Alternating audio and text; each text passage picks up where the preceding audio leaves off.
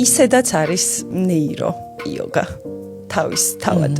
უბრალოდ ჩემთვის რაც ნეირო იოგაზე გავიგე რაღაცები და ტვინზე გავიგე რაღაცები, უბრალოდ გასაგები გახდა, რატო ვაკეთებთ ისე ვესტიბულარული სისტემის მაგალითად რა ვიღოთ, რაც ავარჯიშებს ვესტიბულარულ სისტემას არის ის, რომ თავი გქონდეს გადახრილი ერთ მხარეს და მაგალითად უკან მიდიოდე და თან გვერდზე იქონე რაღაცა ეგეც აკეთებდა. სხვა ფორმას აღებინებდეს სხეულს და თავის პოზიცია იყოს განსხვავებული და ამას იოგაში ისედაც ვაკეთებთ.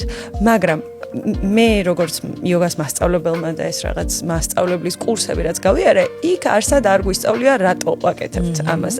ეს იმიტომ მუშაობს ესე ტვინზე, რომ აქტიურებს ამ თხემს, ეს აქტიურებს თურმე სხვა ნაწილს და ამიტომ გეხმარება იქ რაღაც უფრო ღრმად, რომ ჩაიხარო და გაიწელო. აი ცა მეინტერესებს იოგაში, ვთქვათ, ძალიან დიდი ნაწილი უჭირავს ეს სხეულიდან დაგროვილ აი სხვადასხვა ნეგატიურ ინფორმაციის გამოშვებას ეხმარება, ხო?